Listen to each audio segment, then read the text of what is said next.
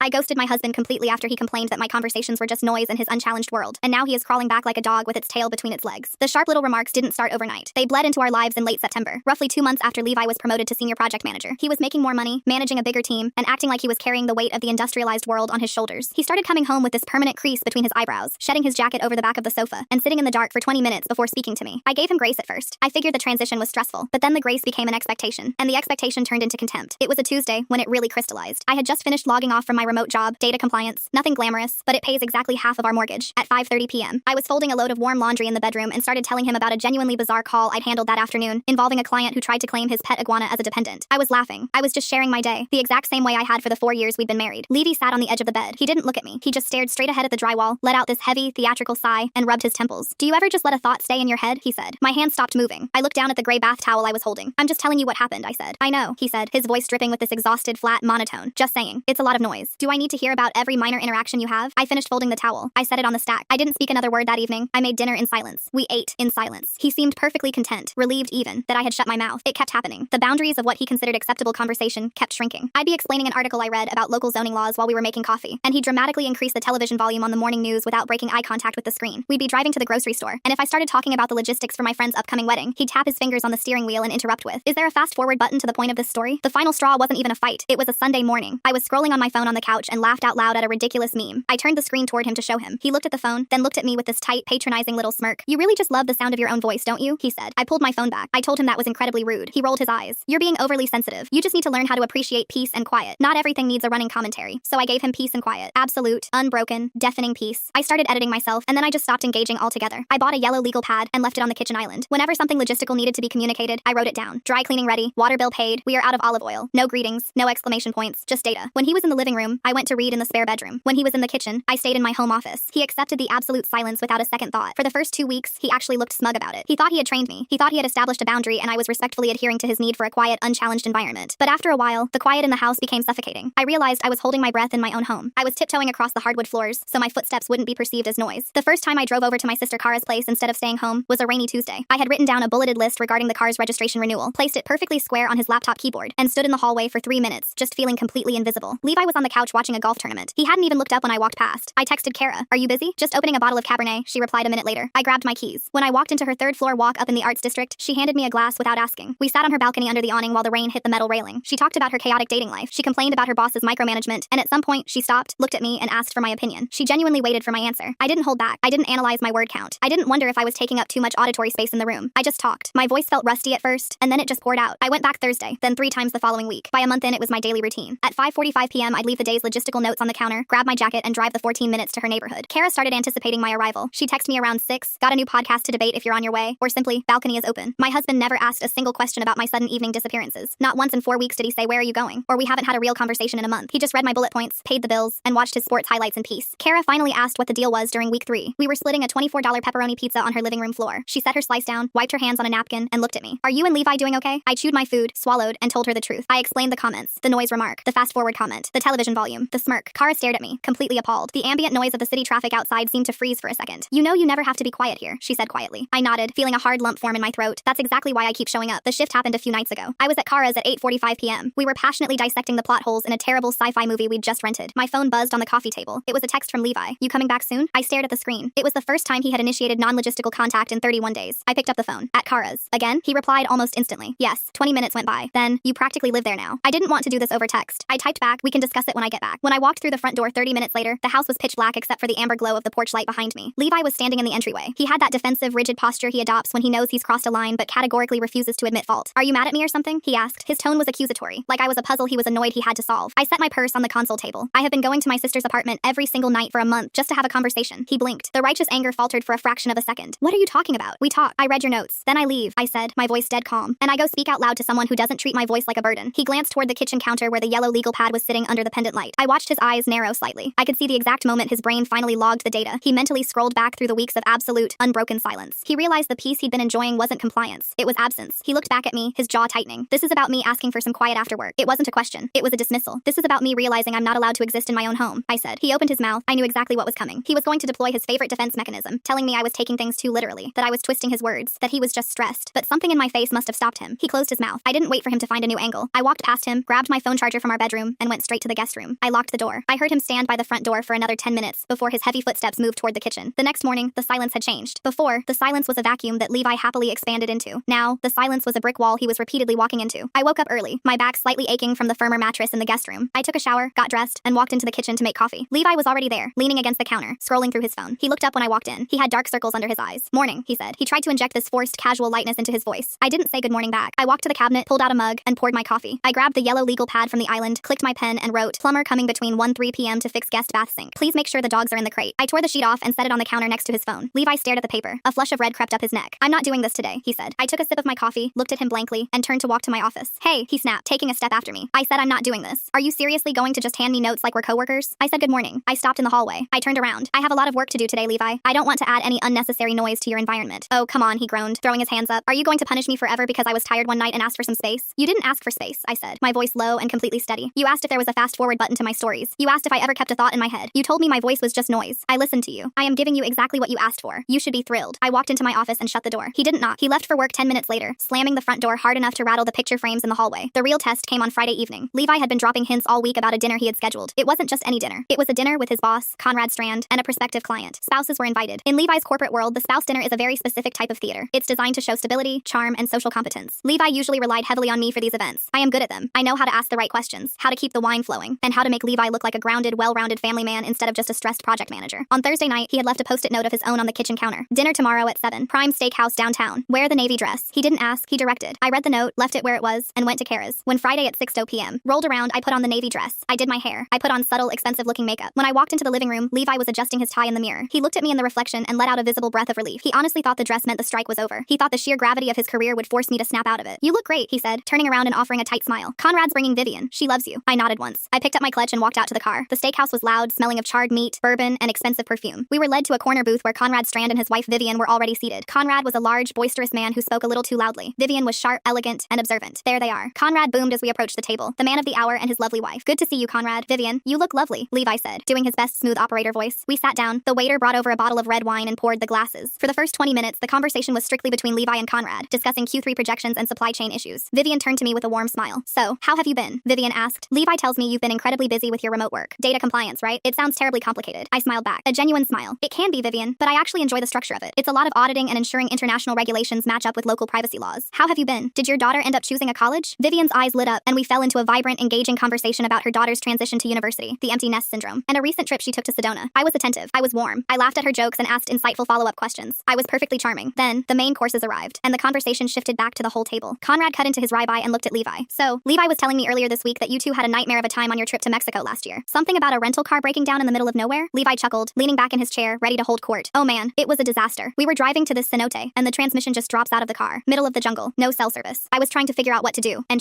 Levi gestured toward me, smiling expectantly. He wanted me to pick up the conversational baton. He wanted me to tell the funny part about the local farmer with the tractor. I looked at him. I took a slow sip of my water. I set the glass down. I didn't say a word. The silence stretched. 1 second, 2 seconds, 3. Levi's smile froze on his face. His hand was still suspended in the air. "Yeah, he swallowed hard. She had to walk a mile back to a gas station. That wasn't the story. That wasn't even close to what happened." I just kept looking at him with a pleasant, completely blank expression. Conrad raised an eyebrow. "Is that right?" he asked, looking at me. "Yes," I said softly. I didn't elaborate. I didn't add color or humor. I just let the one word drop onto the center of the table like a lead weight. Vivian glanced at me, then at Levi. She could feel the temperature at the table plummeting. Levi panicked. He tried to pivot. Anyway, it was crazy. But hey, we survived. Speaking of surviving, did you see the game last night, Conrad? For the rest of the dinner, I was a ghost to Levi. If Vivian or Conrad spoke to me directly, I answered them fully and warmly. But whenever Levi tried to rope me into a shared anecdote, whenever he asked me a direct question to validate his point, I gave him nothing. I gave him nods. I gave him yes or no. I gave him zero noise. By the time the dessert plates were cleared, Levi was sweating through his expensive dress shirt. He looked disjointed, awkward, and totally unsupported. He looked like a man sitting next to a stranger. We said our goodbyes on the sidewalk outside the restaurant. The moment Conrad and Vivian were out of earshot, walking toward the valet, Levi turned to me. His face was thunderous. "What the hell was that?" he hissed as we walked to our car. "What was what?" I asked, pulling my coat tighter around my shoulders. "You embarrassed me in front of Conrad. You sat there acting like a mute half the night. You made me look like an idiot." He unlocked the car. We got in. He didn't start the engine. He just gripped the steering wheel and glared at me. "I didn't embarrass you," I said calmly. "I had a lovely conversation with Vivian. But when it comes to you, Levi, I am keeping my noise to an absolute minimum. Isn't that the ideal scenario for you? You didn't have to listen to me babble. You didn't have to fast forward through my stories. You had total control of the narrative. It was a business dinner." He yelled, slamming his hand against the steering wheel. "You don't pull your petty high school silent treatment at a business dinner." "It's not a silent treatment," I replied, looking out the passenger window at the passing streetlights. "It's my new operating system. You programmed it. Don't complain about the output." He started the car with a vicious twist of the key. We drove home in total, agonizing silence. The fallout from the dinner pushed Levi from defensive anger into retaliatory petulance. If I was going to use the yellow legal pad to run the house, he decided he was going to weaponize his ignorance of it. On Monday morning, I woke up early and wrote a new note on the pad. "Property tax assessment arrived. Needs Wants your signature by Wednesday to contest the valuation. Form is on your desk. I left it right next to his coffee mug. Wednesday came and went. On Thursday afternoon, I checked the mail. The form was still sitting on his desk, unsigned, buried under a stack of printed spreadsheets. The deadline to mail it had passed. When he got home that evening, I walked out of my office holding the unsigned document. He was in the kitchen, opening the fridge. You didn't sign the assessment, I said. It was the first time I had spoken to him in the house in 6 days. He looked at the paper, then looked at me. A smug little smile played at the corner of his mouth. Oh, I didn't see a note. I put it next to your coffee mug on Monday. Must have missed it, he said, pulling out a sparkling water and cracking it open. I guess if it was that important, you should have used your words and told me. He took a sip, watching me, waiting for the explosion. He wanted me to yell. He wanted me to break the strike, to engage in a screaming match, because a screaming match was familiar territory. He could win a screaming match by calling me hysterical. I looked at his smug face. I looked at the document. Okay, I said. I turned around, walked into my office, and dropped the paper in the trash can. Our property taxes would go up by roughly $1,200 next year because we missed the contest window. Half of that was his money. Half of that was mine. I didn't care. I sat down at my computer and put my headphones on. 10 minutes later, the door to my office swung open. Levi stood in the doorway, the smugness completely gone, replaced by sudden panic. He had dug the paper out of the trash. Are you insane? He demanded, holding up the crumpled form. We're going to get hit with a massive hike if we don't send this in. I slipped one headphone off my ear. I guess you should pay closer attention to the logistics then. I put the headphone back on and turned back to my monitor. He stood there for a long time. I could see his reflection in the dark glass of the window. He was waiting for me to fix it. He was waiting for me to take the paper back, smooth it out, and say I'd call the county clerk in the morning to beg for an extension. I didn't move. Eventually, he turned and walked away. Levi didn't know how to handle the total collapse of his safety net, so he did something incredibly stupid. He brought in reinforcements. On Saturday afternoon, I was sitting on Kara's balcony. It was a cool, crisp October day. We were drinking coffee and splitting a massive cinnamon roll from the bakery down her street. My phone vibrated in my pocket. I pulled it out and saw a text from an unsaved number, but I recognized the area code immediately. It was Levi's mother, Ingrid. I stared at the screen. I hadn't spoken to Ingrid in 2 months. Hi, honey. Levi called me last night. He sounds very stressed. He mentioned you two are going through a bit of a rough patch and you're freezing him out. I know marriage is hard, but compromise is key. Silent treatments don't solve anything. Let's all be adults here. Call him. I read the text twice. My vision actually blurred for a second at the sheer audacity of it. Levi couldn't handle the consequences of his own demands, so he ran to his mother and painted himself as the victim of a hysterical, unreasonable wife holding him hostage with silence. He completely omitted the part where he told me my voice was a burden. He just told her I was being mean to him. Kara noticed my grip tightening on the phone. What is it? She asked, putting her coffee mug down. I handed her the phone. Kara read the message. Her jaw actually dropped. He tattled on you? To his mother? He didn't just tattle, I said, my voice shaking with a sudden, pure spike of adrenaline. He weaponized her. He knows I hate looking bad in front of his family. He thinks I'll cave to avoid the embarrassment. What are you going to do? Kara asked. I took the phone back. I took a screenshot of Ingrid's text. I opened my thread with Levi. I attached the screenshot. Tell your mother, I typed, that I am compromising by giving you the absolute peace and quiet you explicitly begged for. Do not ever send her after me again. I hit send. I put the phone on Do Not Disturb and took a bite of the cinnamon roll. It tasted like ash, but I chewed it anyway. 10 minutes later, Kara's phone buzzed on the metal cafe table. She picked it up, frowned, and looked at me. It's Levi, she said. What does it say? Kara, read it aloud. Tell your sister to stop acting like a child and come home so we can actually fix this. I am losing my patience. Kara looked up at me. Do you want me to reply? No, I said. Ignore it. We sat there for another hour. The sun started to dip behind the brick apartment buildings across the street. The shadows got longer. I was just starting to relax again when the intercom buzzer on Kara's wall let out a harsh mechanical shriek. We both jumped. Kara went inside and pressed the talk button. Hello? Static crackled. Then, Levi's voice echoed through the small plastic speaker in Kara's kitchen. I know she's up there. Kara, buzz me in. Kara looked at me through the sliding glass door. Her eyes were wide. I stood up from the balcony chair, my heart suddenly hammering against my ribs. He had never come to Kara's building before. He had always stayed safely in his fortress of quiet at our house, waiting for me to break. Coming here meant he was escalating. I'm not buzzing you in, Levi, Kara said into the intercom. Go home, buzz me in, or I'm just going to wait out here until someone opens the door and come up anyway, he replied. His voice was loud, echoing slightly, tinged with a manic, desperate energy. Kara looked at me again, silent, asking for direction. I walked into the kitchen. I pressed the button. I am coming down, I said. Stay exactly where you are. I grabbed my jacket. Kara grabbed my arm. I'm coming with you. No, I said. Stay here. If I bring you down, he'll just use it to say I'm ganging up on him. I'll handle it. I walked out of her apartment and took the stairs down all 3 flights. My boots clicked loudly against the concrete. When I pushed open the heavy glass lobby door, the cold evening air hit my face. Levi was standing on the sidewalk. He was wearing his gray zip-up fleece and jeans. His hands were shoved deep into his pockets. He looked exhausted, angry, and entirely out of his depth. What are you doing here? I asked, stopping 3 feet away from him. It's time to come home, he said, his voice hard, trying to project an authority he absolutely did not possess. This little experiment is over. I'm not an experiment, I said, and I'm not a dog you can call back when you're tired of being alone. You are my wife, he snapped, stepping closer, and you are publicly humiliating me. You embarrassed me in front of Conrad, you let the property tax deadline blow past us, and now you're sending cryptic, aggressive texts to my mother. You are acting unhinged. I am acting exactly how you designed me to act, I said, not backing up an inch. You stripped me down to bare logistics. You told me my personality, my stories, my voice, it was all just noise. So I removed the noise. Now you're suffocating in the quiet, and you want to blame me for the lack of air. He pulled his hands out of his pockets and ran them over his face. I was stressed, he yelled, throwing his hands down. I had a massive project. I wanted 1 hour of peace when I got home, and you turned it into this psychodrama. You didn't ask for an hour, Levi. You mocked me. You sneered at me. You looked at me like I was a pest in your house. So what? He demanded. We never talk again? You just live at Kara's and sleep in the guest room for the rest of our lives? I don't know, I said honestly, but I'm not going back to being your background noise. I turned around to walk back into the building. I wouldn't go back up there if I were you, he said. The sudden shift in his tone, from desperate anger to a cold, calculating calm, made me stop with my hand on the brass door handle. I turned back to look at him. What does that mean? Levi reached into his back pocket and pulled out his phone. He tapped the screen a few times, held it up, and looked at me. I figured if we're operating purely on logistics now, he said, his voice eerily steady, we need to restructure the budget. Since you're spending every evening eating takeout at Kara's, and since you clearly consider yourself an independent contractor in our marriage right now, I called the bank this afternoon. A cold spike of dread dropped into my stomach. My phone chimed in my pocket. I pulled it out. It was an automated email alert from our joint bank. Your Platinum Rewards credit credit card has been successfully locked. I looked up at him. I canceled the secondary card attached to my name, Levi said, putting his phone back in his pocket, the one you use for groceries and gas, and apparently pizza with your sister. If you want to live a separate life, you can fund it with your own account. He stood there on the sidewalk, waiting for me to shatter, waiting for the financial reality to force me back into line. I looked down at the notification on my screen. The red padlock icon sat perfectly centered beneath the bank's logo. It was such a small, bureaucratic image, but it carried the entire weight of his ego. He thought he had just dropped a bomb. He thought he had just severed my lifeline. I looked back up at him. The streetlights caught the slight tremor in his jaw. He was terrified, though he would never admit it. He was terrified that this wouldn't work, that the grand gesture of financial starvation wouldn't force me to collapse into his arms and apologize for being too quiet. Okay, I said. His brow furrowed. The triumphant stance faltered. Okay? Yes, okay, I said, slipping the phone back into my pocket. You canceled the secondary card. That makes sense. We are separating our logistics. I agree with this decision. You agree, he repeated, his voice hollowing out. I do. It simplifies things, I said. I pulled my jacket tighter. Have a good night, Levi. Drive safe. I turned around, grabbed the brass handle of the lobby door, and pulled it open. I didn't look back. I didn't check to see if he was getting into his car or if he was just standing there on the concrete, paralyzed by the fact that his ultimate trump card had just bounced off me like paper. Kara was pacing in her kitchen when I walked back upstairs. The moment she saw my face, she stopped. Are you okay? Do we need to call the police? What happened? He locked the joint credit card, I said, taking off my jacket and hanging it on the back of one of her dining chairs, the one we use for household expenses. Kara blinked. Wait, he cut you off? Can he even do that? He's the primary account holder on that specific card. I'm just an authorized user, so yes, he can. I walked over to the counter and picked up my half-eaten cinnamon roll. It was cold now. I took a bite anyway. I can loan you money, Kara said immediately, stepping toward me. Whatever you need. Groceries, gas. I have that emergency fund sitting in my savings. I shook my head, chewing slowly. I don't need your money, Kara. I have a job. I make my own money. It all goes into our joint checking account, which pays the mortgage and the utilities. The credit card was just for daily expenses so we could farm the rewards points for flights. I swallowed. He thinks because I make half of what he makes, I'm entirely dependent on his cash flow. He forgot what I actually do for a living. Kara watched me, which is data compliance and auditing, I said. I felt a strange cold clarity settling over me. The hurt was still there, buried somewhere deep under my ribs, but right now, it was entirely eclipsed by a sharp, methodical focus. I look at systems, I find the discrepancies, and I enforce the rules. He just rewrote the rules of our marriage to a strictly individual financial model. So, I am going to comply. I didn't go home that night. I slept on Kara's pull-out couch. The next morning, a Sunday, I woke up at 6:00 a.m. I drove back to the house. Levi's car was gone. His golf clubs were missing from the garage. Perfect. I went into the master bedroom. I pulled my 2 large suitcases down from the top shelf of the closet. I spent the next 3 hours systematically removing every single trace of myself from that room. I packed my clothes, my shoes, my jewelry box. I went into the master bathroom and cleared my skincare, my shampoo, my towels. I moved everything into the guest room down the hall. I organized the small closet. I set up my toiletries in the guest bath. By 10:00 a.m., the master suite looked like a hotel room occupied by a single male business traveler. Then, I went into my home office, booted up my computer, and opened a blank Excel spreadsheet. I logged into our joint bank account. I spent 2 hours pulling the transaction data for the last 6 months. I categorized every single line item. I highlighted the joint, non-negotiable expenses, the mortgage, the homeowner's insurance, the property taxes, including the upcoming penalty fee he caused, the internet, the water, the electricity, the garbage collection. Then I looked at the discretionary spending. This was where Levi's financial superiority complex fell completely apart. He made double my salary, yes, but his lifestyle inflation had quietly eaten almost all of that surplus. I highlighted his monthly golf club dues. I highlighted his $80 bar tabs with Conrad Strand. I highlighted the premium sports streaming packages he demanded we upgrade to. I highlighted his expensive lunches downtown. I created a new tab on the spreadsheet. I calculated exactly what 50% of the core shared survival expenses amounted to. Then, I opened a new browser window and applied for a private checking account at a completely different bank. It took 10 minutes to get approved. I routed my upcoming direct deposits to the new account. Finally, I initiated a transfer from our joint checking to my new individual account, moving exactly my half of the accumulated savings, down to the penny. I printed the spreadsheet. I took it to the kitchen island, moved the yellow legal pad to the side, and placed the itemized printout squarely in the center of the granite. I left a pen next to it. I was in the guest room reading a novel when I heard the garage door rumble open at 3:15 p.m. I heard the heavy thud of his golf bag hitting the entryway floor. I heard the fridge open and close. Then, silence. 2 minutes passed. What is this? His voice echoed down the hallway. I didn't answer. I just turned the page of my book. Heavy footsteps approached the guest room. The door wasn't locked. He pushed it open. He was holding the printed spreadsheet. His face was flushed, either from the afternoon sun on the golf course or from a massive spike in blood pressure. I asked you a question, he said, stepping into the room. Then he stopped. He looked around. He noticed the unpacked suitcases in the corner. He noticed my makeup bag on the dresser. He noticed that the room, which had been sterile and empty for 2 years, suddenly looked entirely lived in. It's a financial restructuring, I said smoothly, keeping my voice at a low, pleasant volume. Since you canceled the household card, it's clear we are moving to a split expense model. That spreadsheet details the exact 50% breakdown of our shared overhead. I have already moved my portion of our savings into a private account. Moving forward, I will deposit my half of the bills into the joint account on the first of the month. You are responsible for the rest, as well as your own personal expenses. He stared at the paper in his hand. He looked like he was trying to read a menu in a language he didn't speak. You moved the savings? Half of them, I corrected. My half. You can't just drain our joint account, he yelled, the paper shaking in his grip. I didn't drain it. I took exactly 50%. It's mathematically perfect, I said. I set my book down on the nightstand. And actually, Levi, you initiated this. You decided to use our finances to try and punish me. You brought money into the logistics. I'm just optimizing the system you created. I was trying to get your attention. He snapped, running a hand through his hair. I locked the card because you're out of control. You're living at your sister's. You humiliated me in front of my boss. You're disrespecting my mother. I am not disrespecting anyone. I interrupted quietly. I am simply not speaking to you because my voice is noise. Remember? Stop saying that, he shouted. The sound bounced off the walls of the small bedroom. Stop throwing that one goddamn sentence in my face. I was tired. I had a headache. You didn't have a headache, I said, my tone flattening out entirely. You had a superiority complex. You thought my life was trivial compared to yours, and you wanted me to shut up. So I shut up. But you didn't just want me to be quiet, Levi. You wanted me to be quiet and still manage your entire life. You wanted the silence of a maid and the logistical support of an executive assistant. You don't get both. I picked up my book again. Please shut the door on your way out. The draft from the hallway is cold. He stood there for 5 long seconds, vibrating with a rage he couldn't find an outlet for. There was nothing he could physically do. He couldn't force me to talk. He couldn't force me to pay for his streaming services. He was completely boxed in by the exact boundaries he had demanded I respect. He threw the spreadsheet on the floor, turned, and slammed the door behind him. The Cold War settled into a brutal, suffocating routine over the next 2 weeks. The house became a grid of carefully negotiated territories. We divided the refrigerator. I claimed the bottom 2 shelves and the left crisper drawer. He got the top shelves. I stopped cooking for 2. If I made a chicken breast and roasted vegetables, I made exactly enough for 1 portion. I washed my plate, my fork, and my pan, and I left the kitchen spotless. If he came home hungry, he had to figure it out. Mostly, he ordered expensive takeout, which I knew was eating rapidly into his newly separated discretionary funds. We stopped using the laundry hampers together. I bought a cheap plastic basket for the guest room and did my loads on Wednesday nights. He let his laundry pile up in the master bath until he ran out of clean shirts for the office, resulting in a frantic, swearing-filled loading of the washing machine at midnight on a Sunday. I didn't say a word about it. I just observed it. The social bleed started in early November. Dana Kellner, a woman I had known since college and who had eventually become part of our shared couples friend group, texted me on a Tuesday afternoon. Hey, finalizing headcount for the dinner party this Saturday. Levi told Garrett you guys are definitely in. Can't wait. Let me know if you have any new dietary restrictions. I stared at my phone screen while sitting at my desk. Levi hadn't mentioned a dinner party. He had RSVP'd for me without speaking to me, assuming that social pressure would force me to play the role of the smiling, supportive wife, just like he had assumed with the steakhouse dinner. He thought I wouldn't dare air our dirty laundry in front of Dana and her husband, Garrett. He was wrong. I replied to Dana, "Hi Dana, so sorry for the confusion, but I actually can't make it this Saturday. Levi must have gotten his wires crossed. I hope you guys have a wonderful time. Let's get coffee, just the 2 of us next week." Dana replied instantly, "Oh no, that's a bummer. Are you sure?" Levi made it sound like you were both excited. "I'm sure." I typed back, "Have a great dinner." I didn't tell Levi I had canceled my RSVP. I let him operate under his assumption. Saturday evening arrived. I stayed in my office, wearing sweatpants and an oversized college hoodie, working my way through a backlog of compliance reports. At 6:15 p.m., my door opened. Levi was standing there in a crisp button-down shirt and a dark blazer. He held a bottle of wine in his hand. He looked at me, taking in the sweatpants and the messy bun. "We need to leave in 10 minutes, he said, his voice tight. "For what?" I asked, not looking away from my monitor. "Dana and Garrett's," he said. "The dinner party." "Oh," I said, typing a few keystrokes. "I'm not going." "Yes, you are," he said, stepping into the room. "I told them we were coming. You are not going to embarrass me in front of our friends." I texted Dana on Tuesday and told her I wasn't coming. I said calmly, "I told her you got your wires crossed. She's only expecting 1 person. If you don't leave soon, you'll be late." Levi froze. The bottle of wine in his hand tipped slightly. "You canceled? Without telling me? You RSVP'd for me without telling me," I countered, finally turning my chair to face him. "Logistically speaking, we are no longer a package deal. If you want me to attend an event, you need to submit a request, verbally, or in writing, if you prefer the pad." "You are insane," he breathed, looking at me like I was a stranger who had broken into his house. "You are systematically trying to destroy my life over a single comment." "It wasn't a single comment, Levi, it was a philosophy. You established the philosophy. I am just living by it." I turned back to my screen. "Have fun with Dana and Garrett. Tell them I say hello." He left. I heard the car tear out of the driveway a little too fast. I found out later from Kara, who heard it from a mutual friend, that the dinner party was agonizing. Levi showed up alone, drank 3 glasses of wine too quickly, and spent the entire evening dodging questions about where I was. Garrett apparently asked if everything was okay, and Levi had snapped at him, claiming I was going through some weird phase. He left before dessert. When he got home that night, he didn't come to the guest room. He went straight to the master bedroom and slammed the door. The real complication didn't come from a social event. It came from the house itself. It was the second week of November. The temperature in the city plummeted overnight, dropping to a bitter 28 degrees. The frost coated the grass in the front yard like crushed glass. Around 3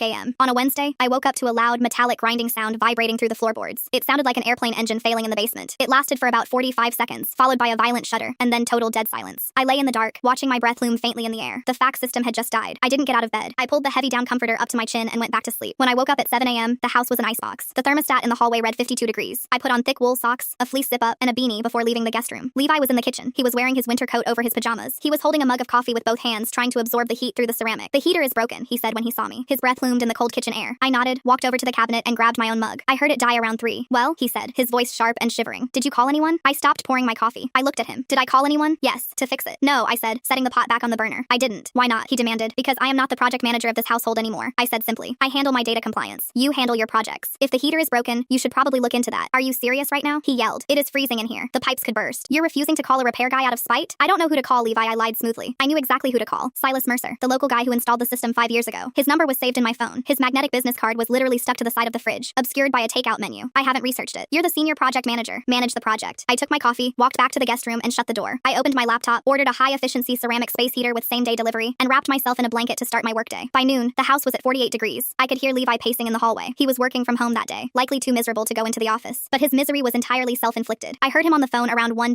p.m. His voice was frantic. "Yes, I know it's a busy day for you guys. Well, do you have an emergency fee? I'll pay it. Just get someone out here." He had cracked. But because he refused to ask me for the information, and because he had never once paid attention to the vendors we used for the house, he was flying blind. My space heater arrived at 3 p.m. I brought the box inside, plugged it into the corner of the guest room, and within 20 minutes, my small space was a balmy 72 degrees. I sat in a t-shirt, typing happily away at a spreadsheet. At 4:30 p.m., a large white van pulled into the driveway. It wasn't Silas Mercer. It was a massive, corporate HVAC franchise known for their aggressive upselling and exorbitant emergency dispatch fees. I cracked my bedroom door open just an inch to listen. Levi let the technician in. Heavy boots stomped down the basement stairs. There was 30 minutes of silence, followed by the clanking of tools. Then, the boots came back up the stairs. "All right, buddy," the technician's voice boomed in the quiet, freezing hallway. "Your blower motor is completely shot. It stripped the housing when it seized. Whole unit needs to be bypassed and the motor replaced. You're looking at a big job." "Okay," Levi said, his voice tight. tight. How much? And how fast can you do it? I can have the parts here tomorrow morning, the technician said. But with the emergency dispatch fee, the expedited parts sourcing and labor, you're looking at about $3,400. I heard Levi choke on his own spit. $3,400 for a motor? It's the housing too, the technician said unapologetically. Plus, it's November. Everyone's heat is breaking. Supply and demand. Man, I need half down to order the part right now. There was a long, agonizing pause. I knew exactly what Levi was doing. He was doing the mental math. He was realizing that because he had locked the joint credit card to punish me, he no longer had access to a high-limit buffer for an emergency like this. He would have to pull it directly from his freshly depleted checking account, which was already hemorrhaging money from his takeout habits and golf fees. Footsteps approached the guest room. Levi knocked. Not a polite knock, a desperate, heavy rap of knuckles against wood. I didn't answer. He opened the door. A wave of 72-degree air hit him in the face. He stood in the doorway, wearing his heavy winter coat, a scarf wrapped around his neck, looking at me sitting comfortably in a t-shirt at my desk. I need your credit card, he said. There was no greeting, no apology, just a raw, transactional demand. I turned around in my chair. Why? The repair is $3,400. I need to put the deposit down right now to get the parts tomorrow. My checking won't clear the hold until Friday, and I canceled the joint card. He swallowed hard, his pride burning a dark red flush into his cheeks. I need your personal card. I looked at him. I looked at the man who had told me my voice was a burden, who had isolated me in my own home, who had tried to starve me out financially just a few weeks prior. I don't authorize household expenses on my personal credit card, I said, my voice as calm and regulated as an automated phone operator. That would severely disrupt my individual accounting system. Are you kidding me? He exploded, stepping into the warm room. This is an emergency. We have no heat. I have heat, I said, gesturing to the small orange glow of the space heater in the corner. It cost $45 on Amazon. I highly recommend it. He stared at me, his mouth slightly open, the cold air from the hallway swirling into the warm pocket of my room. He was waiting for the punchline. He was waiting for me to sigh, reach into my desk drawer, and hand over the sleek blue plastic of my personal Visa. I just looked back at him, my hands resting on my keyboard. You're going to let us freeze, he said. His voice wasn't angry anymore. It was laced with a genuine, stunned disbelief. I am not freezing, I corrected him quietly. And you have a salary. You also have an emergency fund, presumably since you took half of our shared one and locked the rest of the household liquidity behind your personal authorization. Manage your project, Levi. I turned my chair back to my monitors and put my headphones on. I didn't play any music. I just wore them. I heard him stand there for another 10 seconds before he finally backed out and pulled the door shut. Through the drywall, I listened to the humiliating end of his negotiation. He walked back to the top of the basement stairs where the technician was waiting. Listen, Levi said, his voice dropping to a low, embarrassed murmur. I can't do the deposit today. I have to wait for a transfer to clear on Friday. Friday? The technician didn't bother lowering his voice. Man, I can't hold the part until Friday. If I don't order it right now, it goes to the next guy in line. We're looking at maybe Tuesday of next week if we delay. Can't you just bill me? Levi pleaded. Company policy. No deposit, no parts. Sorry, buddy. Call us back when you got the funds. I heard the heavy boots walk down the hallway, the loud creak of the front door opening, and the slam of it shutting. The white van backed out of the driveway. The house plunged back into total silence, save for the low, comforting hum of my $45 space heater. I stayed in my room until 6 p.m. When I finally emerged to use the kitchen, the hallway was a staggering 46 degrees. My breath loomed instantly. Levi was sitting on the living room couch, wrapped in a heavy wool blanket, watching television with gloves on. He didn't look at me when I walked past. I made a cup of tea, took my mug, and went back to my sanctuary. It took him until Thursday afternoon to swallow his pride. I was in the kitchen getting a glass of water when I heard him in his home office, talking on the phone. His door was cracked open just enough for the sound to carry down the frozen corridor. I know, Mom, Levi was saying. He sounded exhausted. It's just a cash flow issue. The bank flagged my main account for suspicious activity because of a weird charge from out of state, and they froze it while they investigate. It's a huge mess. I just need to borrow $3,000 to get the fat guy back out here. I stopped pouring my water. I leaned against the cold granite counter. He was lying to Ingrid. He couldn't bear to tell her the truth, that he had weaponized his finances to punish his wife, and in doing so had accidentally trapped himself in a corner without heat in the middle of November. There was a pause as he listened to her. Then he sighed. A heavy, performative sound. She can't, Levi said, his tone shifting into the familiar, martyred register he used when he complained about me. She doesn't have the credit limit for it. You know her job doesn't pay much. And honestly, she's being incredibly difficult about everything right now anyway. I don't even want to ask her. I took a slow sip of my ice water. The sheer magnitude of the delusion was almost impressive. Thank you, Levi said a moment later. Yeah, I'll pay you back the second the bank unfreezes the account. Love you too. He hung up. The technician came back on Friday morning. The house was fixed by Friday afternoon. Levi had paid for it with his mother's money, built on a foundation of lies, all to protect the fragile illusion that he was the absolute master of his domain. The temperature in the house returned to a comfortable 70 degrees, but the atmosphere remained absolute zero. By the third week of November, the silence had calcified. We moved around each other like two strangers renting rooms in the same boarding house. We didn't make eye contact. We didn't accidentally bump shoulders in the kitchen. If I walked into a room, he walked out. I thought we could sustain this indefinitely. I thought he had finally accepted the new parameters. Then, Duncan showed up. Duncan is Levi's older brother. He is 4 years older, a commercial real estate appraiser, and possesses absolutely none of Levi's corporate vanity. Duncan is practical, blunt, and aggressively observant. I had always liked Duncan. He treated conversation like a straightforward exchange of information, not a competition to see who was the smartest person in the room. It was Saturday morning. I was in the kitchen wiping down the counters after making my breakfast when the doorbell rang. Levi was in the shower. I dried my hands on a towel and walked to the front door. Duncan was standing on the porch, holding a cardboard tray with 4 coffees. He was wearing a faded Carhartt jacket and looked like he had been awake since 4 a.m. Hey, Duncan said, offering a tight smile. Duncan, I said, genuinely surprised. What are you doing here? I was in the neighborhood looking at a retail property, he said, holding up the coffees. And Mom called me yesterday. She's worried. Figured I'd drop by. He didn't ask if he could come in. He just stepped past me into the foyer. I closed the door. I knew exactly what Ingrid had told him. She had told him Levi's bank account was frozen, the heater was broken, and his wife was being difficult. Duncan had been dispatched to do a wellness check. Levi's in the shower, I said, following him into the kitchen. Duncan set the coffees on the island. He took off his jacket and draped it over a bar stool. He looked around the kitchen, his eyes scanning the space. He noticed the yellow legal pad pushed to the far corner. He noticed the distinct lack of my usual clutter. My favorite coffee mug wasn't by the sink. My mail wasn't piled on the edge of the counter. So, Duncan said, leaning against the island and crossing his arms, how long have you two been living like roommates who hate each other? I didn't flinch. I just pulled out a stool and sat down across from him. Since late September. Duncan raised an eyebrow. Almost 2 months. That's a hell of a standoff. Over what? You should ask your brother, I said calmly. It's his house rules. I'm I'm just following them. Before Duncan could ask a follow-up question, the sound of footsteps came down the hallway. Levi walked into the kitchen, rubbing a towel through his wet hair. He stopped dead when he saw Duncan standing there. Duncan, Levi said, his voice jumping an octave. He immediately looked at me, his eyes darting back and forth, trying to assess if I had just told his brother everything. What are you doing here? Brought coffee, Duncan said, pushing a cup across the granite toward Levi. And came to see why Mom thinks you're going bankrupt and heading for a divorce. Levi's face drained of color. Mom is overreacting. I told her it was a temporary bank issue. Duncan took a sip of his coffee. He didn't break eye contact with Levi. Right, the suspicious charge freeze. I called my buddy who works risk management at your bank, Levi. He said they haven't frozen an account in your name since 2019. The silence in the kitchen was suddenly deafening. I sat perfectly still, my hands folded in my lap. I watched Levi's throat work as he swallowed. It was a different card. Levi lied, his voice thin. Stop it, Duncan said. It wasn't a request. It was a command. He set his coffee down. You borrowed $3,000 from a pensioner to fix your heater while your wife is sitting right here with a full-time job. Something is fundamentally broken in this house. Sit down. Levi hesitated, his pride warring with the ingrained habit of deferring to his older brother. He threw the towel onto the counter and slumped into a bar stool next to Duncan. We're just having some issues, Levi muttered, glaring at the countertop. She's freezing me out. Is that right? Duncan looked at me. No, I said. My voice was steady, conversational, completely devoid of the hysteria Levi so desperately wanted me to display. I am giving him exactly what he asked for. Levi scoffed loudly. Oh my god, here we go. Explain, Duncan said to me, ignoring his brother. I looked at Duncan. I didn't raise my voice. I delivered the facts exactly as they had occurred, like I was reading a compliance audit. 2 months ago, I said, Levi told me my voice was just noise. He asked me if I ever kept a thought in my head. He asked if there was a fast-forward button to my stories. He told me I was too loud, too present, and that I didn't appreciate his need for an unchallenged, quiet environment. Duncan looked at Levi. Levi was staring at his coffee cup, his jaw tight. So, I continued. I removed the noise. I stopped speaking to him. I stopped sharing my thoughts. I moved my things to the guest room to ensure he had absolute physical and auditory space. I handle household communications via that yellow legal pad. It is a highly efficient, completely silent system. You are a psychopath, Levi hissed under his breath. And the heater? Duncan asked, completely ignoring Levi's outburst. When I stopped providing the logistical management of the house to match my silence, Levi got angry, I explained, leaning slightly forward. He decided to lock the joint credit card to cut off my access to our shared funds, assuming financial pressure would force me to resume my duties. He failed to realize that by locking the card, he cut off his own access to emergency liquidity. When the heater broke, he didn't have the cash. He demanded my personal card. I declined, as we are currently operating on a split finance model per his initiation. Duncan sat back. He let out a long, slow whistle. He looked at Levi. Levi's face was dark red. He looked up at Duncan, his eyes pleading for solidarity, for the unconditional brotherhood defense. She's making it sound completely clinical, Levi said, his voice rising in panic. She's been living at Kara's every night. She humiliated me at a dinner with Conrad Strand. She threw out our property tax assessment. She is intentionally trying to ruin my life because I had a headache one day after work. Duncan didn't offer solidarity. He just looked at Levi with a heavy, disappointed exhaustion. You told her to shut up, Duncan said flatly. I didn't say it like that. You told your wife, Duncan repeated, his voice dropping in temperature, that her voice was noise. And then you tried to financially starve her out to make her apologize for it. I was stressed. Levi yelled, slamming his hand flat against the granite. The coffee cups rattled. I just got promoted. I have a massive team under me. I needed some peace in my own house. You're an idiot, Duncan said. Levi recoiled as if he had been slapped. What? You're a massive, arrogant idiot, Duncan said, shaking his head. You got a new title at work, and you decided you were too important to listen to your own wife. And when she actually listened to you and gave you exactly what you demanded, you ran crying to Mom and lied to her to get bailout money because you were too proud to admit you screwed yourself. Levi stood up, his chair scraping violently against the hardwood. You're supposed to be on my side. You're my brother. I'm on the side of reality, Levi, Duncan said, not moving an inch. And the reality is you built this entire trap and then stepped directly into it. Don't call Mom again for money. Pay her back by the first of the month. Duncan grabbed his Carhartt jacket off the stool. He turned to look at me. Sorry to drop in unannounced. Your system seems effective. Have a good weekend. You too, Duncan, I said softly. Duncan walked out of the kitchen. A moment later, the front door closed. Levi was left standing in the center of the kitchen, completely exposed. The audience he had summoned to validate his victimhood had just systematically dismantled his entire defense. He had no one left to complain to. He had no moral high ground. He stared at me. His chest was heaving. The sheer, impotent fury in his eyes was something I had never seen before. It wasn't the annoyance of a manager. It was the desperation of a man who realized he was entirely alone, and that it was entirely his own fault. Are you happy? He whispered, his voice trembling with rage. You turned my own brother against me. I didn't do anything, I said, picking up my water glass. I just gave him the data. He drew his own conclusions. I stood up, pushed my stool in, and walked back to the guest room. I closed the door quietly behind me, twisting the lock until it clicked. It wasn't out of fear. It was just a boundary, a physical manifestation of the exact distance he had demanded. The rest of the weekend passed in a heavy, bruised silence. Levi didn't leave the house again. He spent Saturday afternoon sitting in the living room with the television muted, staring blankly at the screen. On Sunday, I heard the rhythmic clinking of glass against glass in the kitchen around 2:00 p.m. He was drinking scotch in the middle of the afternoon. I stayed in my room working through a stack of compliance modules and listening to an audiobook. I thought Duncan's visit might force a reset. I thought the utter humiliation of having his older brother dismantle his narrative would make Levi finally pause and reevaluate the mechanics of what he had done. Instead, it just drove him deeper into the bunker. He couldn't afford to be wrong, so he decided to become a martyr. The shift happened on Tuesday evening. The first week of December was looming, bringing with it the relentless logistical crush of the corporate holiday season. I came out of my office at 5:45 p.m. to put a chicken breast in the oven. The yellow legal pad was sitting exactly in the center of the kitchen island. Next to it was a thick, cream-colored envelope. The paper was heavy, expensive, and embossed with a silver corporate logo. I walked over and looked down. On the yellow pad, in Levi's tight, aggressive handwriting, were 3 sentences. Company holiday gala, December 12th. Conrad's estate. Attendance for senior management is mandatory. I will pay your half of the mortgage for January if you come and act normal. I read the offer twice. A cold, sharp laugh bubbled up in my chest, but it never reached my mouth. He was trying to buy me. He was completely bankrupt of emotional capital. He had alienated his own family, and he had stripped his marriage down to a series of invoices and liabilities. So he defaulted to the only language he had left, bribery. He was treating my presence like a freelance contract. I picked up the pen. I didn't write a paragraph. I didn't express my disgust. I just wrote 2 words underneath his offer. Define normal. I slid the pad back to the center of the island, put my dinner in the oven, and went back to my office. 30 minutes later, the smell of roasted chicken filled the hallway. I walked walked back into the kitchen to check the oven timer. Levi was sitting at the island. He was still wearing his work trousers, his tie loosened, his sleeves rolled up to the elbows. He was staring at the legal pad. When I walked in, he looked up. His eyes were bloodshot. The exhaustion rolling off him was palpable. A dense, heavy fog that seemed to drag his shoulders down. Normal, he said, his voice ragged. It means you talk, you laugh, you tell Conrad about your data compliance work. You ask Vivian about her daughter. You don't sit there like a statue making me look like I'm holding you hostage. I opened the oven door, pulled out the baking sheet, and set it on the stove. I did all of those things at the steakhouse, Levi. I was perfectly pleasant to Conrad and Vivian. You made me look like an idiot. He shot back, his voice cracking slightly. He caught himself, took a breath, and lowered his volume. You know what I mean. I need you to play the game. I need you to act like my wife, not my auditor. I took a spatula and transferred my single portion of chicken to a plate. Why the sudden desperation? It's just a holiday party. Levi rubbed his hands over his face, pressing the heels of his palms into his eyes. For a second, the corporate armor cracked completely. Because Conrad is pulling me off the Vanguard project, he said into his hands. I stopped moving. The Vanguard project was the entire reason for his promotion. It was a massive, multi-million-dollar logistics overhaul for a national retail chain. It was his baby. It was the reason he had started coming home with a crease between his eyebrows. He dropped his hands. He looked at me, completely hollowed out. I've been dropping balls for 3 weeks, he confessed, the words tasting like poison in his mouth. I missed a major vendor deadline last Thursday because I was on the phone with the bank trying to get emergency credit for the heater. I fell asleep in a strategy meeting on Monday because I was up half the night freezing. And Conrad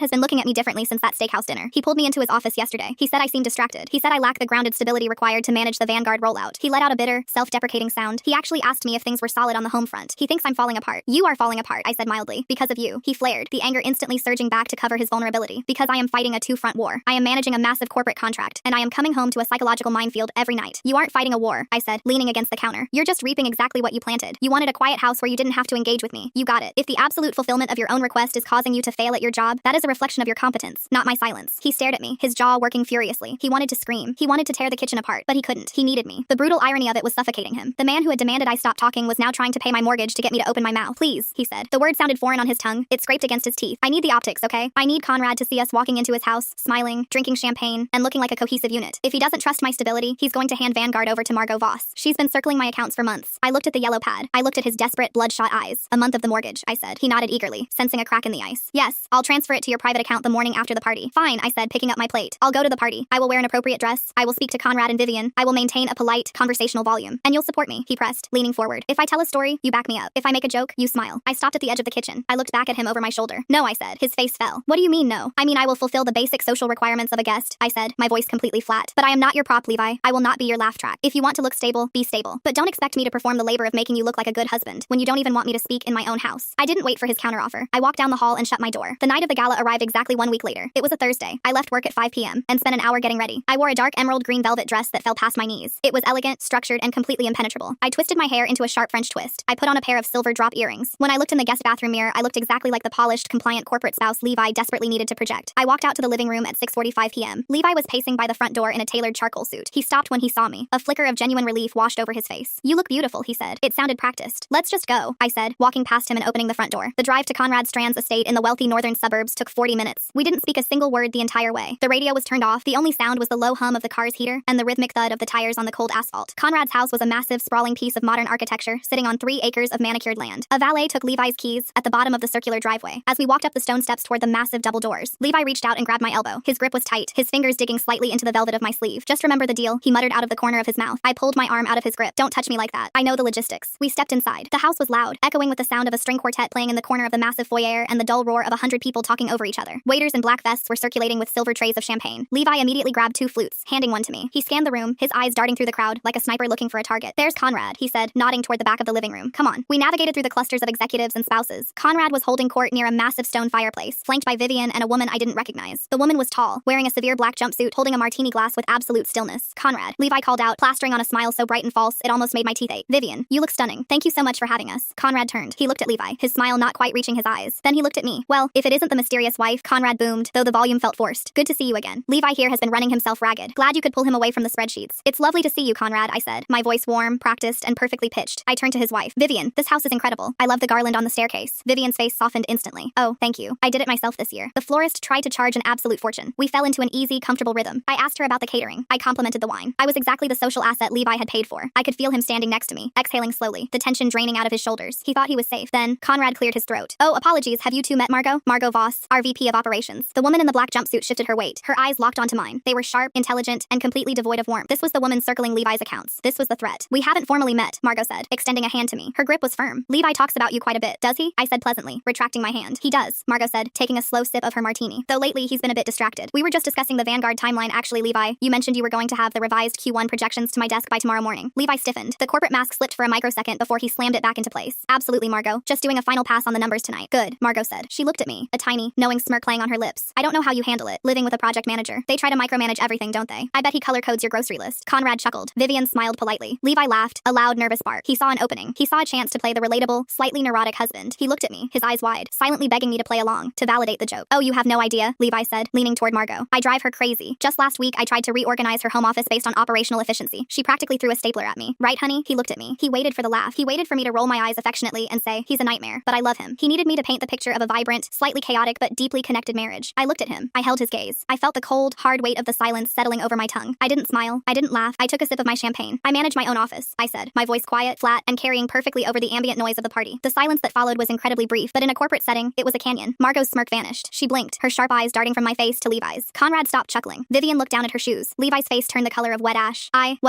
offered to help, he stammered, frantically trying to backpedal out of the dead end I had just stranded him in. You know how it is. Just trying to be helpful. Of course, Margot said softly. She wasn't looking at him anymore. She was looking at me, analyzing the absolute lack of warmth, the terrifying stillness of my posture. She was a VP of operations. She recognized a broken system when she saw one. Conrad cleared his throat again, louder this time. Right, well, the catering staff is bringing out the appetizers in the dining room. Let's head that way, shall we? The group fractured. Conrad and Vivian walked away quickly, creating a buffer zone. Margot lingered for exactly 1 second longer, giving Levi a look of pure, unadulterated pity, before turning on her heel and following them. Levi and I were left standing alone next to the fireplace. He didn't yell, he didn't swear, he couldn't. We were surrounded by 100 of his colleagues. Instead, he leaned in close, his breath hot against my ear. I am paying your mortgage, he whispered, his voice shaking with a rage that was eating him alive from the inside. You couldn't give me one goddamn sentence? I didn't look at him. I kept my eyes on the string quartet across the room. You didn't pay for fiction, Levi, I whispered back. You paid for normal. This is our normal. He stepped back from me. The muscle in his jaw was ticking so fast it looked like a spasm. He wanted to grab my arm and drag me out the front door, but he was paralyzed by the venue. He was trapped in his own performative cage. He didn't speak to me for the rest of the evening. He abandoned me by the fireplace and spent the next 2 hours desperately trying to corner Conrad by the bar, laughing too loudly at jokes that weren't funny, aggressively pitching supply chain solutions while holding a sweating glass of bourbon. I didn't mind. I found a quiet corner near the floor-to-ceiling windows overlooking the frosted patio. I drank my champagne. I ate 2 miniature crab cakes. I watched him drown. By 9:30 p.m., the crowd began to thin. Levi marched up to me, his eyes glassy, his tie slightly askew. We are leaving, he said. I set my empty glass on a passing waiter's tray. Okay, the drive home was identical to the drive there, except the silence was no longer empty. It was pressurized. It was the silence of a sealed pipe about to burst. Levi drove with both hands gripping the steering wheel so tightly, his knuckles were white in the glow of the dashboard lights. He took the turns a little too sharp, the brakes a little too hard. When we pulled into the garage, he didn't even wait for the door to close behind us. He put the car in park, killed the engine, and turned to me. You sabotaged me, he said. His voice was a low, vibrating growl. You deliberately humiliated me in front of Margot Voss. I unbuckled my seatbelt. I answered a question honestly, Levi. I didn't raise my voice. I didn't make a scene. I provided exactly the normal, baseline social presence you purchased. You knew what I needed, he shouted, hitting the steering wheel with the heel of his hand. The horn let out a short, muffled honk. You knew I needed to look like I had my house in order, and you cut me off at the knees. Your house is not in order, I said, opening my door. The cold garage air spilled into the car. And it's not my job to lie to your coworkers to cover up your incompetence. I stepped out of the car, closed the door, and walked into the house. I heard him scream a string of profanities inside the locked vehicle, but I didn't stop. I went to the guest room, unpinned my hair, and took off the velvet dress. The next morning, at 8:05 a.m., my phone buzzed on the nightstand. It was a notification from my private bank app. Incoming transfer, $1,450 from Levy. Memo, contract fulfillment. I stared at the screen. He had actually done it. His pride was so fractured, his need to maintain absolute control over the parameters of our dispute was so pathological that he had transferred half the mortgage payment just to prove he was a man of his word. He was hemorrhaging money, his bank account was likely hovering near zero, but he couldn't bear to let me say he breached the terms of his own yellow pad contract. I immediately logged into the joint account portal. I deposited his $1,450, added my own $450, and clicked the button to pay the January mortgage in full. I took a screenshot of the confirmation page. I printed it out. I walked into the kitchen, placed the printed page squarely on top of the yellow legal pad, and went to make my coffee. When Levi came out of the master bedroom an hour later, he looked wrecked. He was wearing gray sweatpants and a rumpled t-shirt. He walked into the kitchen, saw the printed confirmation, and stared at it for a long time. Transaction complete, I said softly, not looking up from my laptop on the island. Thank you for your business. He didn't say a word. He turned around and walked back down the hallway. The fallout from the gala didn't hit immediately. The corporate world moves deliberately. It took exactly 6 days for the axe to fall. It was a Wednesday afternoon, roughly a week before Christmas. I was working from home, finalizing a quarterly audit report for my supervisor. The house was quiet. At 2:15 p.m., the front door unlocked. I paused my typing. Levy never came home before 6. I heard the heavy dragging sound of his footsteps in the foyer. Then, a loud thud, like a heavy cardboard box being dropped onto the hardwood floor. I stood up from my desk and walked to the doorway of my office. Levi was standing in the entryway. He had his winter coat on, but it was unzipped. Sitting at his feet was a standard white banker's box, overflowing with manila folders, a framed photograph of his college rowing team, and his favorite ergonomic desk calendar. He hadn't been fired. If he had been fired, the company laptop wouldn't still be slung over his shoulder in its black messenger bag, but he had clearly been relocated. He looked up and saw me standing in the hallway. They pulled me, he said. His voice was completely devoid of emotion. It was the flat, dead tone of a man delivering a weather report he didn't care about. Conrad gave Vanguard to Margot this morning. I didn't move. I see. He said I lacked the necessary focus for a Q1 rollout. Levi continued, staring at the wall just over my left shoulder. He said my team reported I was erratic, unreachable. He moved me to the secondary logistics division. I'm managing regional warehouse audits. Regional warehouse audits. It was a massive demotion in everything but title. It was the corporate equivalent of being put in a timeout. It meant no high-profile client dinners, no end-of-year Vanguard bonus, and no upward mobility for at least 2 years. I'm going to work from home on Thursdays and Fridays now, he said, finally looking directly at me. His eyes were dark, bruised-looking hollows in his face. Since I don't need to be in the executive suite, okay, I said. I didn't offer sympathy. I didn't say I'm sorry. I just acknowledged the logistical update and turned to walk back into my office. Are you satisfied? He asked. The question echoed slightly in the tall foyer. I stopped. I turned back. Satisfied with what? With this, he said, gesturing vaguely at the banker's box, the house, the empty space between us. You broke me. You proved your point. I have nothing left. Are you satisfied now? I didn't break you, Levi, I said, my voice steady, grounding the conversation exactly where it belonged. Your inability to function in a quiet environment broke you. You built your entire professional ego on the assumption that I would silently absorb all your stress, manage your entire domestic life, and act as a smiling prop whenever you needed to look impressive. When I stopped doing those things, the structure collapsed. That's not sabotage. That's gravity. He stared at me, his chest rising and falling in slow, shallow breaths. He didn't argue. He didn't yell. The fight had been temporarily drained out of him. He reached down, picked up the heavy box, and carried it into his home office. The door clicked shut. I thought the demotion would be the rock bottom. I thought losing Vanguard would force him to finally sit in the uncomfortable reality of his actions and recognize the cost of his arrogance. But ego is a parasite. When it's starved of external validation, it feeds on whatever proximity it can find. Levi had lost his dominance at the office, so he decided he needed to aggressively reassert his dominance over the physical space of the house. 2 days later, on a Friday evening, I came out of the guest room to make dinner. The yellow legal pad was on the island. Sitting on top of it was a single sheet of white printer paper. It wasn't a handwritten note. It was typed. The font was Arial, size 12. It was formatted like a formal corporate memo. I picked it up. To, from, Levi. Date, December 19th. Subject, reallocation of household space due to my recent shift in departmental responsibilities. I will now be working from home multiple days a week. My current office space is insufficient for the volume of physical documentation required for regional warehouse auditing. Effective January 1st, I will be absorbing the guest bedroom to serve as a secondary file room and extended workspace. You have 14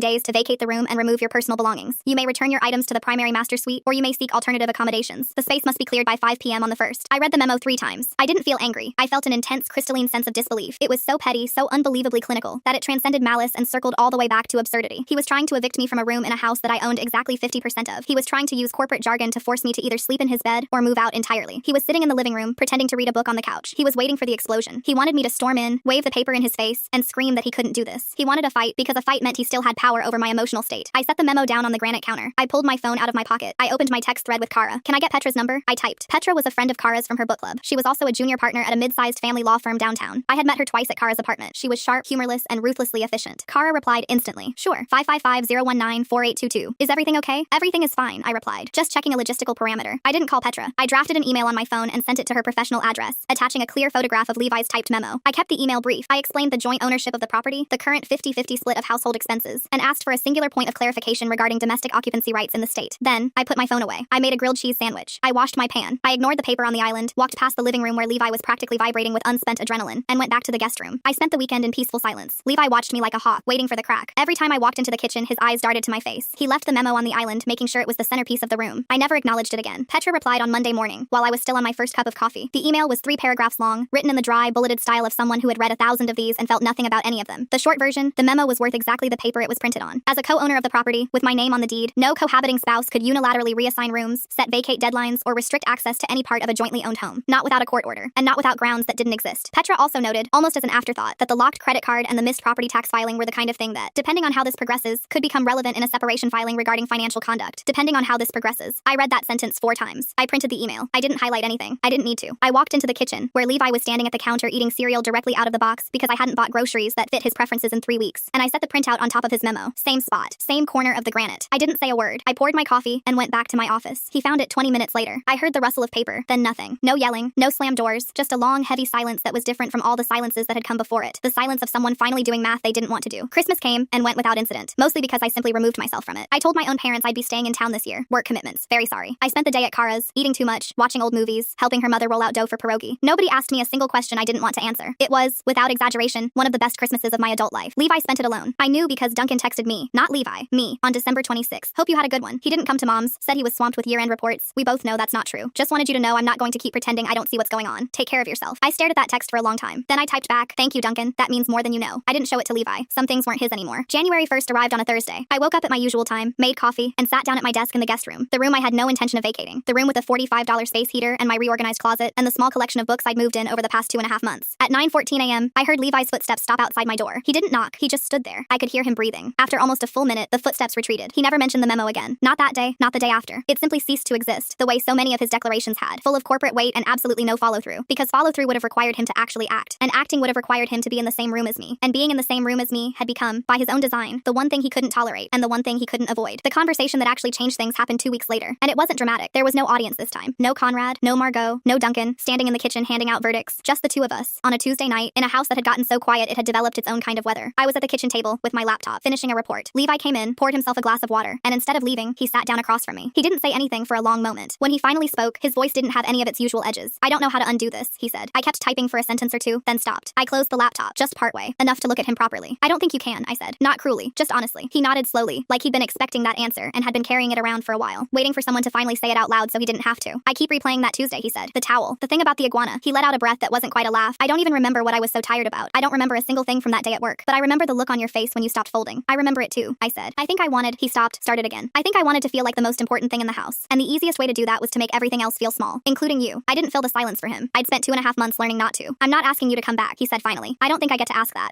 He looked down at the water glass, turning it slowly on the table. I think we should talk to someone, separately, probably, about how to do this. The house, the money, all of it. Properly, not with a legal pad. Okay, I said. He looked up, surprised, like he'd braced for an argument and found none waiting. Okay, I said again. I'll call Petra back. We can do it properly. We sold the house in March. It went faster than either of us expected, the market was good, and neither of us fought over the price, because for once we both wanted the same thing, to be done. We split the proceeds exactly down the middle, the same way I'd split everything else, because by then it was simply how things were done between us. Clean, itemized, no noise. I found a 1-bedroom apartment 11 minutes from Kara's, in a building with creaky radiators and a fire escape that looks directly into a sycamore tree. The first night I slept there, I lay awake not because I was sad, but because the silence felt different. It wasn't a wall anymore. It wasn't something imposed on me, something I had to ration my voice inside of. It was just quiet. The ordinary, comfortable quiet of a room that was entirely, completely mine, where I could speak or not speak, and either way nothing would be taken from me for it. I talk to Levi maybe once every few weeks now, about logistics, the divorce paperwork, a storage unit we still need to split, a refund check that came to the old address. He's polite, subdued, even. Duncan told me he's seeing a therapist, which I believe, because the man who texts me now uses full sentences and says things like no rush, whenever works for you. I don't know if he's changed. I don't know if it matters anymore. What I do know is that most evenings, I still drive over to Kara's, not because I have to escape anything now, I just like it there. Last week she handed me a glass of wine before I'd even taken my coat off and said, okay, tell me everything, I want all of it, don't skip a single detail. And I talked for almost 2 hours about absolutely nothing important. A coworker's wedding drama, a recipe I tried and ruined, a dream I'd had about a talking cat, and she listened to every word like it was the most interesting thing she'd heard all day. It probably wasn't. It didn't need to be. That's the part Levi never understood. The value was never in the story. It was in being heard.